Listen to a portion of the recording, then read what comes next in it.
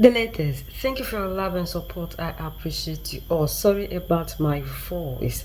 What a beautiful news that is coming from Burkina Faso. But this news is not going to be good for Ecowas because at it stands now, African leaders are very shaken across West Africa and beyond. A lot of leaders are shaking. I received some report from my followers on TikTok. They told me about how Paul Henri Santiago, the Damiba'S trial, is going to be televised for transparency in Burkina Faso. When I received that, I posted it on TikTok to verify from my followers. I needed more confirmation in Burkina Faso before I'll bring it here. And truly, some of them wrote to me and told me that it is true that they will be televising Paul Henri Santiago's case trial for transparency, just as they did with the other confessors. And this is going to change a whole lot of things in Africa. And as it stands now, ECOWAS, there is panic in ECOWAS because things are knocking, things are shaking. The names that will come out of this trial is going to shake everybody. We know the amount of money that is involved through what these confessors told us. They said 125,000 US dollars was involved. Where the money came from, they told us it came from France through Ivory Coast. And we know that a lot of people in ECOWAS, some leaders, do not want Captain Ibrahim Traore, and that is why we are saying that ECOWAS will shake up. Things will shake up in ECOWAS because with the confession that we received earlier, we heard some names of other countries in ECOWAS. Already they have been telling us about Ivory Coast, about Benin. And there was a time that our all-in-all General Abdurrahman Chiani even told us about Nigeria that is going to be used against AES. So as things stand now, it's not going to be easy in Africa. There are people who are not knowing peace because of this development that is coming from Burkina Faso. And this is best for us because this is the first time we are seeing a head of state tried in this manner and even extradited, because always in the democratic elected, our leaders do ABC against the nation and go scot-free. We saw how this man was plotting in Burkina Faso. He was outside, yet he could plot inside the country. And before they even handed over Paul Henri Santiago Damiba to Burkina Faso, Togolese authority demanded evidence, and that was why Captain Ibrahim Traore took his time to gather all the evidence, and the people came out to confess. It was as a result of the evidence that they had that made Togolese authority to release Paul Henri Santiago, because they were so overwhelmed with the kind of things this man was doing. The texts, the email, the phone calls, like the messages, like everything was just too much. And this is going to change a whole lot in Africa. But people still believe that even though we are so excited that this thing is going to be televised, this is not just going to solve the problem, because even if this man is still in prison, he will succeed in brainwashing his other counterparts. The military, he could still plot while he is still in prison. But we know, just as he was outside and he could plot and he could be caught, it's the same way that even inside the prison he could be caught as well. Why did Captain Ibrahim Traore allow this man to leave? That was the question. Paul Henri Santiago Damiba wasn't smart enough. Captain Ibrahim Traore knew him very well, and he knows that this man could do this. In order to prove him wrong to the whole world and to the Burkinabés who still believe that the man was the best thing that had ever happened to them, he needed to allow that man to go. And he knows very well that this man will plot. He will plan against the nation. And through this, he will be able to expose him, and he himself will expose himself to the world and to the people in Burkina Faso who trusted more in this man. So all the coup attempts, we always ask questions. Traore made a mistake by allowing, if Traore too shouldn't have allowed this man to move, we wouldn't have seen what we are seeing today. And we wouldn't know who loves us and who do not. Because there are people in Africa who are black in the guise of the white skin. They do everything possible in their power, like Mother Bio said, to protect borders instead of protecting the people. And the borders, they mean the interests of the West. And that is why these our leaders can go to any length in order to please any other person except the African. This is going to shake the geopolitical landscape of Africa. A lot of names that we least expected will come because Paul Henri Santiago Damiba is already ready to speak. And there is no way he will leave out names. They will make sure that he talks.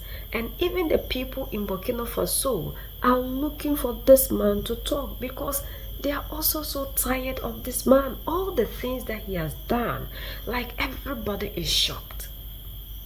The way he contacted these people, the confessors made it clear to us. It's like he succeeded in brainwashing a whole lot of people. And very soon, the whole network will be exposed. We'll know from the foreign to the down. As for the West, we know that's what they have been doing per history. This is how they always do. But the African leaders, Ecowas, that claim they love their countries, preaching Pan-Africanism, and we the youth are buying into their narrative. All these leaders, their names will be out, and at least it will help us. Captain Ibrahim Traore came into Africa with a new dynamics. You know, we have lived in a system called democracy, whereby youth do not understand what is politics. We do not understand what is happening around us. It is Captain Ibrahim Traore, Assimigrator Abdurrahmani Chani, the alliance of the AES that opened our eyes, that made us now to follow what is happening in Africa and beyond. There was somebody who came and told me that always I talk about the West. Why am I attacking them? I am not attacking the West. We need to know who is chasing us and how best to run. And these people are the type that democracy has succeeded in brainwashing to the point that even when you are trying to open their eyes to see the light, they find it so difficult to see the light. And I don't blame them. This is how our leaders have lived with us under the system called democracy. And they do everything possible in their power to make sure we do not understand nothing.